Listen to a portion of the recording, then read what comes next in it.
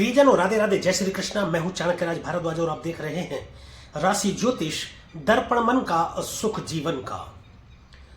प्रियजनों, हार्दिक अभिनंदन है आपका, बहुत बहुत स्वागत आपका इस वीडियो में, जिसमें हम बात करेंगे मासिक राशिफल के रूप में मार्च 2024 की। मार्च 2024 कैसा रहने वाला है, इस विषय पर विस्तार से चर्चा करेंगे, सभी ग्रहों के विषय में। और आज जिस राशि के विषय में चर्चा करेंगे प्रियजनों, वह है कर्क राशि।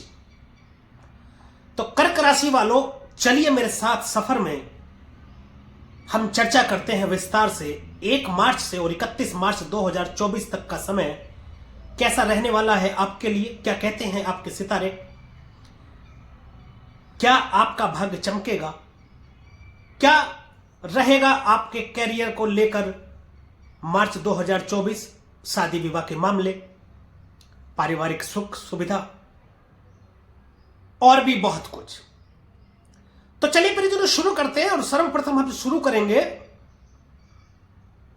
गुरु से। गुरुर् ब्रह्मा गुरुर् विष्णु गुरुर्देवो महेश्वरा, गुरुर् साक्षात परब्रह्म तस्मै श्री गुरुवे नमः।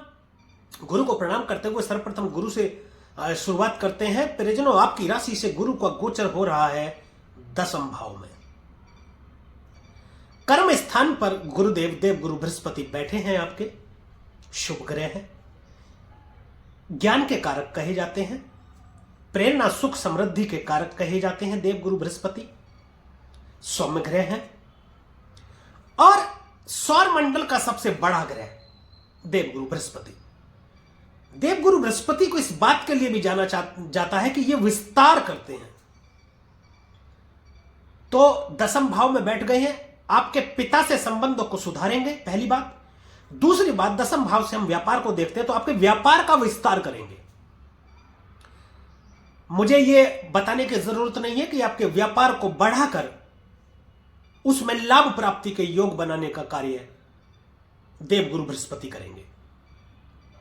आपके व्यापार को विदेशों से जोड़कर लाभ प्राप्ति के योग बनाते हैं। 10वां भाव और राजनीति का भाव है, राजनीति में बहुत बड़ी सफलता आपको दे सकते हैं, उच्च पद की प्राप्ति आपको करा सकते हैं।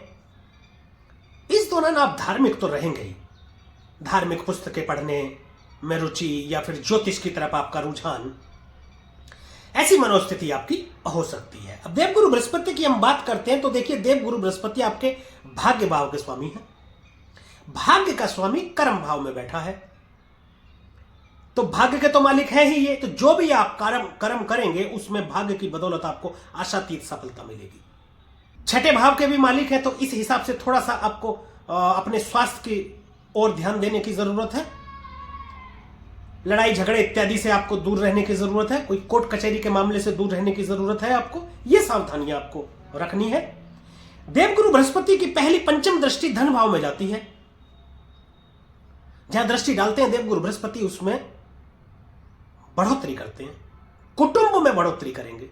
कैसे करेंगे? विवाह के योग बनाते हैं, शीघ्र विवाह के, प्रेम विवाह के प्रबल योग बनते हैं, धन प्राप्ति के योग बनते हैं। पैतृक संपत्ति में यदि कोई विवाद की स्थिति थी जो आपको मिल नहीं पा रही थी, तो समझ लीजिए वो खत्म। अब वह धन की प्राप्ति या वह प्रॉपर्टी की प्राप्ति आपको, संपत्ति की प्राप्ति आपको हो जाएगी। वाणी आपकी सौम्य रहेगी, आप बोलेंगे तो अच्छा बोलेंगे, लोगों को भाएगा आपका बोलना, लोगों को अच्छा लगेगा आपका बोलना। आप ज्ञान की बातें ज्यादा करेंगे, ज्ञानवान भी हो जाएंगे आप इस दौरान। निवेश में आपको फायदा होगा, खास तौर से बैंकिंग में, एफडी वगैरह या कोई शेयर मार्केट में आप निवेश कर रहे हैं या किया है आपने, तो उसमें आपको लाभ प्राप्ति के योग बना रहे हैं गुरुदेव। संतान प्राप्ति के योग भी बना रहे हैं, संतान प्राप्ति आपको हो सकती है। 7वीं दृष्टि सुख भाव में जा रही है, संपूर्ण सुखों की प्राप्ति करा देंगे आपको। 10वें भाव में बैठ करके व्यापार को बढ़ा करके धन प्राप्ति कराएंगे आपको, धन लाभ कराएंगे आपको, जिससे आप सुख सुविधा की जो चीजें हैं उनकी उपलब्धता कर पाएंगे। माता का स्वास्थ्य भी अच्छा रहेगा, माता के स्वास्थ्य में सुधार करेंगे। भूमि भवन वाहन की प्राप्ति तो आपको कराएंगे ही। 9वीं दृष्टि से अपनी ही राशि 6ठम भाव को देख रहे हैं। रोग और रिपु और ऋण तीनों की ही अधिकता हो सकती है, परंतु ऋण आसानी से चुका भी आप पाएंगे। ऐसा योग भी देवगुरु बृहस्पति बनाते हैं। गुरु के बाद अब बात करेंगे शनिदेव की, जो कि आपके अष्टम भाव में विराजमान है। अष्टम भाव में देखिए शनि को अच्छा तो नहीं माना जाता है, क्योंकि अष्टम भाव भी खुद अंधेरा है और शनि भी अंधकार है। और देखा जाए तो आपकी राशि पर इस वक्त ढैया का भी असर है, परंतु ऐसा नहीं है कि शनि आपको बुरा ही फल देंगे। अष्टम भाव ऑकल्ट साइंस, ज्योतिष का भाव, गूढ़ विद्या, गूढ़ रहस्य, तंत्र मंत्र, ज्योतिष विज्ञान और परिवर्तन का भाव भी है अष्टम भाव। अष्टम भाव से आयु का विचार करते हैं, मृत्यु भाव है ये। अचानक से घटित हो जाने वाली घटनाओं के लिए भी अष्टम भाव जाना जाता है। ससुराल पक्ष को भी यहां से देखते हैं। प्रियजनों, यहां पर स्वराशि के होकर के बैठे हैं शनि आपकी राशि में। पहले तो आप ये समझिए, अष्टम भाव में आपके कुंभ राशि बनती है, कुंभ राशि में यह विराजमान है। बहुत ज्यादा अधिक संभावना है इस दौरान आप बहुत अच्छे ज्योतिषी बन जाएं। शनि देव जब स्वराशि के होकर के अष्टम भाव में बैठे, या शनि की महादशा हो या शनि की अंतरदशा हो, तो जातक का ज्योतिष की तरफ रुझान बढ़ जाता है, उसकी रुचि बढ़ जाती है और सीखने की लालसा इतनी ज्यादा बढ़ जाती है कि वो सीख भी जाता है। अच्छे ज्योतिषी बन करके आप बाहर आ सकते हैं इस दौरान। इसमें शनि आपकी मदद करेंगे, परंतु कुछ चीजों में आपको नकारात्मक प्रभाव भी देखने को मिलेंगे, जैसे कि यात्रा में कष्ट। धार्मिक यात्राएं हो सकती है, परंतु यात्रा में कष्ट हो सकता है, आपको चोट चपेट की स्थिति हो सकती है, दुर्घटनाएं हो सकती है। वाहन चलाते समय आपको सावधानी रखने की जरूरत है, आवश्यकता है। यहां बैठ करके ये आपकी नौकरी में परिवर्तन कर सकते हैं। कर्म फलदाता शनिदेव है, न्यायाधीश, दंडाधिकारी भी हैं। यदि आचरण को गलत रखेंगे तो आपको दंडित भी करेंगे। देखिए, शनि के बारे में कहा जाता है कि यदि आप कुछ और नहीं कर सकते हैं तो अपने आचरण को आप ठीक कर लीजिए। शराब, मांस, अंडा इत्यादि का सेवन ना करें, पर स्त्री गमन ना करें, अवैध संबंध ना रखें, अपने मन में कुविचार ना रखें, दूसरों के प्रति घृणा ना रखें, दूसरों का नुकसान करने का ना सोचें, सॉफ्ट बने रहे, सौम्य बने रहे और हार्ड वर्कर बने, मेहनती बने, कामों में अपना फोकस्ड बनाए रखें, फोकस्ड रहें। जो भी आप कार्य आप करें तो शनि प्रसन्न होते हैं और आपको उत्तम फलों की प्राप्ति कराते हैं। यहां से शनि की सप्तम दृष्टि आपके धन भाव में जाती है। वाणी पर ध्यान देने की जरूरत है आपको। देखिए, वाणी से ही अपने पराये हो जाते हैं और पराये अपने हो जाते हैं। वाणी से ही व्यापार खराब हो जाता है और वाणी से ही व्यापार अच्छा भी हो जाता है। वाणी में दोष के चलते कुटुंब से संबंध खराब हो सकते हैं आपके। ये थोड़ा सा ध्यान देने की आपको जरूरत है, इस पर आप विशेष ध्यान दीजिए। शनिदेव की तीसरी दृष्टि आपके दसम भाव में जा रही है, जहां गुरु विराजमान है पहले से। सरकारी नौकरी का योग भी बनाते हैं। देखिए, देवगुरु बृहस्पति भी बैठे हैं वहां पर और शनिदेव की दृष्टि है। हार्ड वर्कर बनाएंगे आपको। हार्ड वर्क तो आपको करना पड़ेगा, परंतु अंततः आपको सफलता भी स्थायी मिलेगी। ऐसा नहीं है कि अस्थायी सफलता आपको मिलेगी, स्थायी सफलता मिलेगी। आपको मिलेगी धीरे धीरे ही। हो सकता है कि आप बिल्कुल बोले कि यार अति ही हो गई, अब तो बहुत मेहनत करते करते बहुत समय हो गया, तब जाकर के आपको सफलता मिले, परंतु आपको असंतुष्ट नहीं करेंगे शनिदेव, संतुष्टि प्रदान करेंगे। धन भाव में भी संयुक्त दृष्टि है शनि की और देवगुरु बृहस्पति की। शनि यदि वहां कुछ गड़बड़ करते हैं या कुछ थोड़ा करते हैं तो पलक झपकते ही समझ लीजिए, क्योंकि देवगुरु बृहस्पति भी देख रहे हैं। देवगुरु बृहस्पति बहुत बड़े उपचारक, संबंधों के सुधारक, सब कुछ अच्छा करने में लगे रहते हैं देवगुरु बृहस्पति, तो ठीक करेंगे। शनिदेव की जो दसम दृष्टि है वह आपके पंचम भाव में जाएगी और राजनीति में बहुत बड़ा पद दिला सकते हैं, बड़े पद की प्राप्ति करा सकते हैं, परंतु संतान पक्ष से थोड़ा सा मन मुटाव की स्थिति हो सकती है। संतान से संबंधों को थोड़ा सुधार करके रखें। शिक्षा में लेकिन थोड़ा ब्रेक लग सकता है आपको, उसमें आपको सावधान रहने की जरूरत है। शनि के बाद अब बात करेंगे प्रियजनों राहु की। राहु आपके भाग्य स्थान में गोचर कर रहे हैं इस समय। भाग्य स्थान में राहु का गोचर यानी कि आपके भाग्य में बढ़ोतरी, परंतु धर्म से विमुखता। धर्म स्थान है और राहु तो राक्षस है, उसका धर्म से क्या लेना देना। तो धर्म से आपको विमुख करेंगे, धर्म के प्रति आपकी रुचि थोड़ी कम हो सकती है, आप नास्तिक हो सकते हैं इस दौरान। परंतु आपको सलाह यह दी जाती है कि यदि आप धार्मिक बने रहे, धार्मिक स्थानों पर जाते रहे, धर्म कर्म करते रहे, आप मंदिरों में जाकर आप माथा टेकते रहे, तो आपको राहु के अच्छे फल प्राप्त होते रहेंगे। बड़े भाई बहनों से थोड़े संबंध आपके खराब हो सकते हैं, थोड़ी मनमुटाव की स्थिति हो सकती है, वो भी थोड़ा गलतफहमी के चलते, कोई गलतफहमी के चलते आपस में मनमुटाव हो सकता है। यदि सावधानी रखेंगे तो सब कुछ ठीक रहेगा। देखिए, ज्योतिष संभावना और सावधानी दोनों हम बता रहे हैं। यह पता लगने के बाद यदि आप सावधानी रखें तो नकारात्मक प्रभावों से बचा जा सकता है ग्रहों के, और सकारात्मक प्रभावों को थोड़ा सा स्टेबल किया जा सकता है, स्थिर किया जा सकता है। राहु की पहली पंचम दृष्टि आपके लगन में जाएगी। लगन में राहु की दृष्टि अच्छी नहीं। लगन कौन? लगन आप खुद। राहु अहंकारी है, राहु राज करना चाहता है, राहु यह चाहता है कि मुझे सब लोग माने। राहु कहता मैं ही सब कुछ हूं। राहु राज करना चाहता है सब पर। वही स्थिति आपकी हो सकती है। अहंकारी आप बन सकते हैं, आपके निर्णय गलत हो सकते हैं, असमंजस की स्थिति आपके अंदर आ सकती है। आपको ऐसा लग सकता है कि मैं ये कर लूं या फिर ये कर लूं, या फिर मैं ये भी कर लूं, ये भी कर लूं, वो भी कर लूं, सब कर लूं। सब करना चाहता है राहु। उससे सावधान थोड़ा सा रहने की जरूरत है। आप देखिए, ईश्वर ने ग्रहों की स्थिति तो बनाई कि आपको इन्हीं के साथ जीवन अपना व्यतीत करना है, जीवन यात्रा आपकी इन्हीं ग्रहों के साथ इसी तरीके से चलेगी। परंतु बहुत बड़ी ताकत, बहुत बड़ी शक्ति एक कर्म की आपको अपने हाथ में दे दी कि आप अपने कर्मों से कुछ बैलेंस कर सकते हैं। तो वो आपके हाथ में है। अब आपको पता चल जाए तो कर्म अपने ठीक रख के अपने कर्मों से ग्रहों की शुभता को बैलेंस कर सकते हैं। सप्तम दृष्टि से पराक्रम भाव में देखेंगे राहु, यह अच्छा प्रभाव है। छोटे भाई बहनों से मतभेद तो रहेगा, परंतु व्यापार में बहुत सफलता देंगे।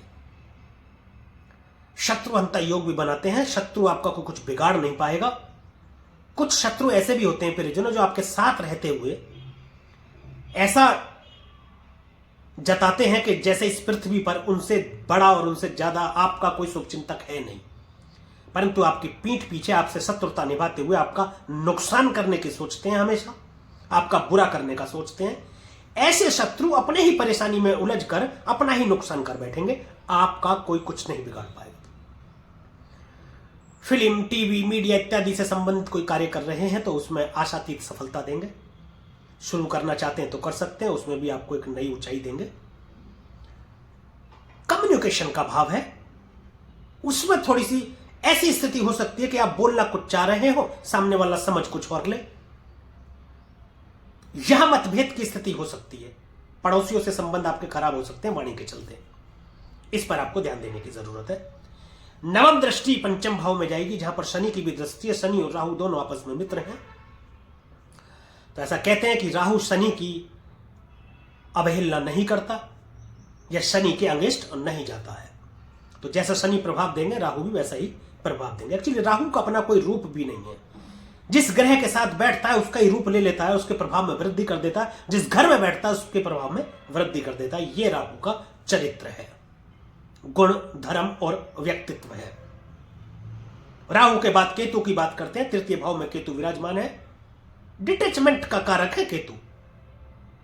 कोई भी कार्य आपका एक बार में नहीं बनेगा, 2, 3, 4 बार आपको प्रयास करना पड़ेगा। ऐसी स्थिति हो जाएगी यदि कोई कार्य आप कर रहे हैं तो आपको यह लगेगा कार्य संपन्न हो गया, बस फिनिश। लेकिन तभी अचानक आपको पता चलेगा कि यार नहीं, ये काम तो हुआ ही नहीं, फिर उसके लिए दोबारा आपको प्रयास करना पड़ेगा। उदाहरण से समझते हैं। मान लीजिए कहीं यात्रा करने के लिए आप जा रहे हैं, ट्रेन का टिकट आपने करा लिया, समय पर आप टिकट लेकर रेलवे स्टेशन पर भी पहुंच गए, ट्रेन का इंतजार आप कर रहे हैं। अचानक से आपको पता चला कि आपको वापस घर आना पड़ेगा, कोई समस्या हो गई या कोई दिक्कत हो गई, या जहां आप जा रहे हैं वहां जाने की जरूरत नहीं रही, तो आपको वापस आना पड़ जाएगा। इस तरीके की स्थिति अभी आपके साथ बनेगी। कम्युनिकेशन में कट ऑफ की स्थिति बनेगी, कटुता आएगी, उसमें दूरी बनेगी, लोगों से मतभेद रहेंगे आपके थोड़ा, तो उसमें आप सावधानी रखें तो सब ठीक रहेगा। अब प्रियजनों, बात करेंगे हम बाकी के ग्रहों की। शुरुआत करेंगे सबसे पहले सूर्य की। सूर्य आपके अष्टम भाव में स्थित है। देखिए, अब ज्योतिषीय गणना तो यह कहती है कि अष्टम भाव में सूर्य को बिल्कुल अच्छा नहीं माना जाता।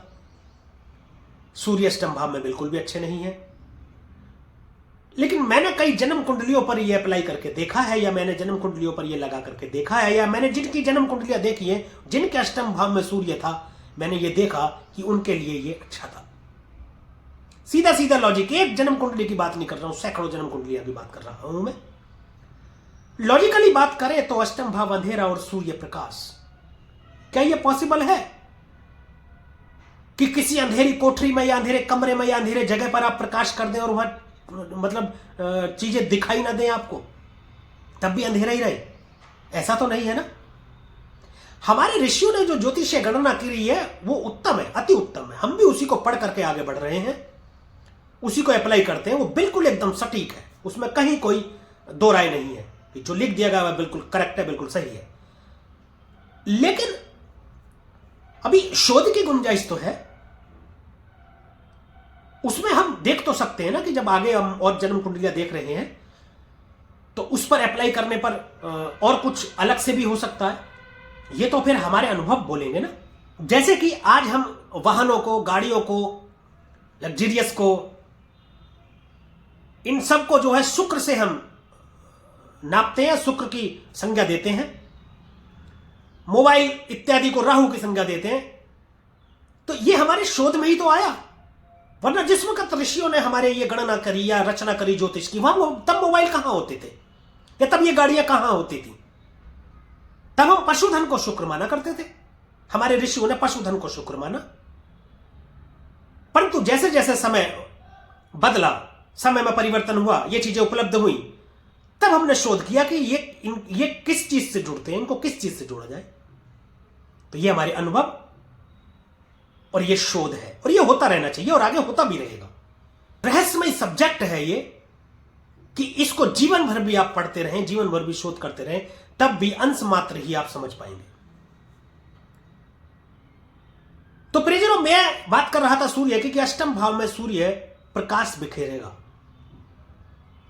कुछ स्थितियों में नकारात्मक प्रभाव देखने को मिलेंगे, जैसे कि सरकार से कोई प्रॉब्लम आपको हो सकती है, कोई समस्या आपको हो सकती है, सरकारी कामों में कोई रुकावट आ सकती है आपके, या सरकार से आप दंडित हो सकते हैं। ऐसी स्थिति तो हो सकती है। या जहां आप कार्य कर रहे हैं, आपके बॉस से आपकी खटपट रहे, बॉस से आपकी ना बने, जो भी आपका उच्च अधिकारी उससे आपकी ना बने, इसकी पूरी संभावना है। यात्राओं में भी आपको चोट चपेट की स्थिति रहेगी, ऐसा हो सकता है। परंतु एक अच्छे ज्योतिषी भी आप बन सकते हैं, यह भी है। आत्मविश्वास इतना जबरदस्त आपका रहेगा, एनर्जी आपके अंदर इतनी जबरदस्त रहेगी, बहुत ज्यादा एनर्जी सूर्य के अंदर, अग्नि है, आत्मा है, पिता है, बॉस है और राजा है। सभी ग्रहों का राजा सूर्य है, सभी ग्रह इसकी परिक्रमा करते हैं। यहां से दृष्टि डाल रहे हैं, ये धन भाव में वहां के स्वामी भी बने हैं। वाणी में दोष उत्पन्न के चलते कुटुंब से संबंध थोड़े खराब हो सकते हैं, उस पर ध्यान देने की जरूरत है।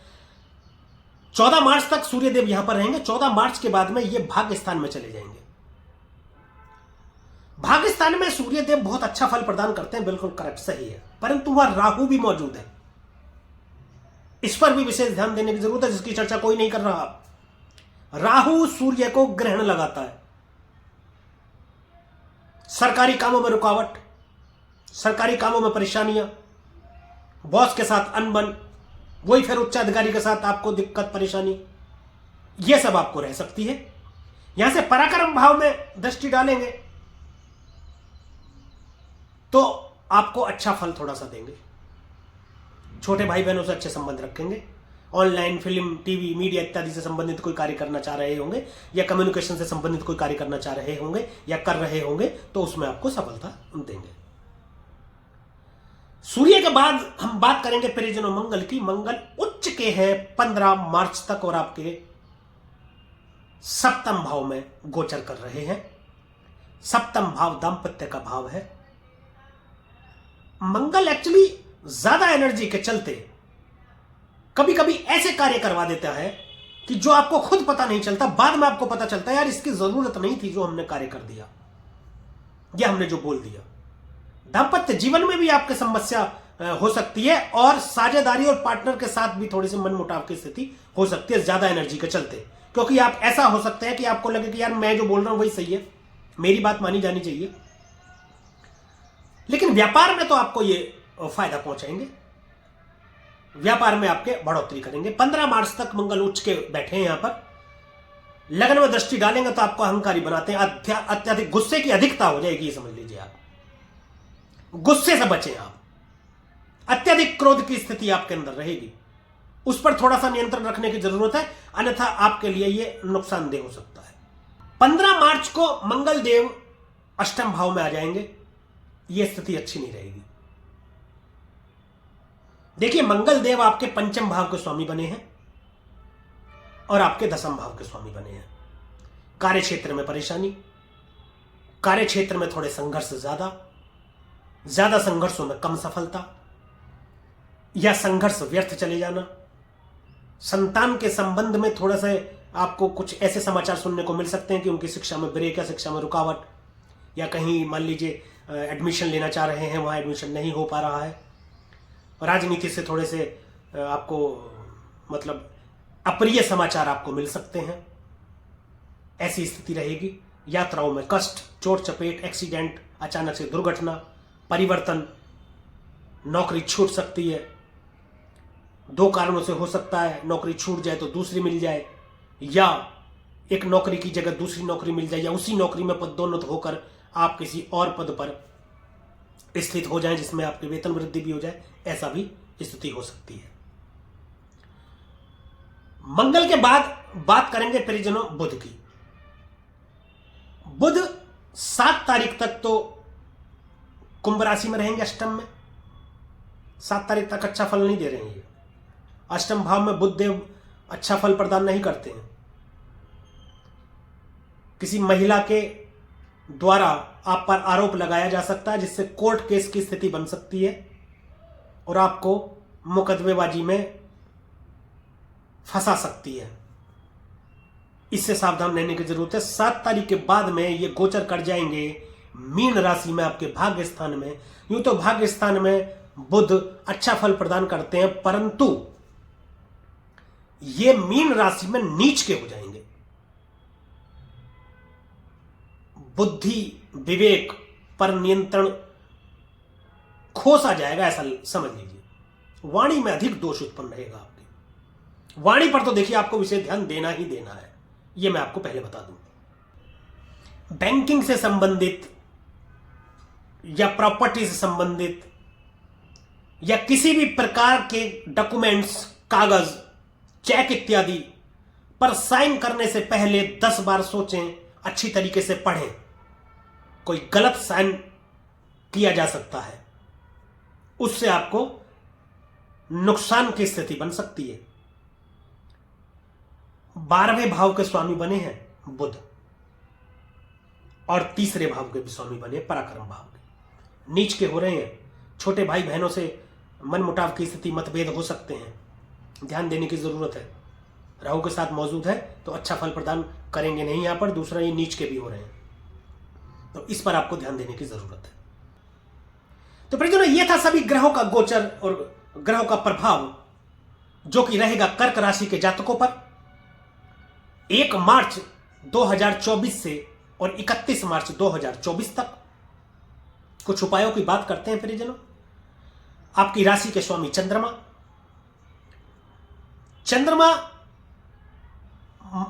से माता को देखते हैं।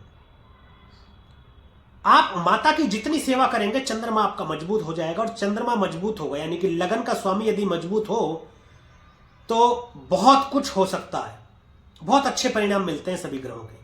इसके लिए एक उत्तम उपाय मैं बता दूं, प्रतिदिन माता के चरणों को दूध से धोएं। माता के चरणों को प्रतिदिन दूध से धोएं, कच्चे दूध से, और वह दूध कुत्तों को पिलाएं। उत्तम फल आपको मिलेगा। माता की सेवा करें। महामृत्युंजय मंत्र का जाप सूर्योदय के 1 घंटे के अंदर अंदर रोजाना 1 माला करें, बहुत ही उत्तम फल मिलेगा। सूर्य देव को जल अर्पित करें। गणेश अथर्वशीष का पाठ करें।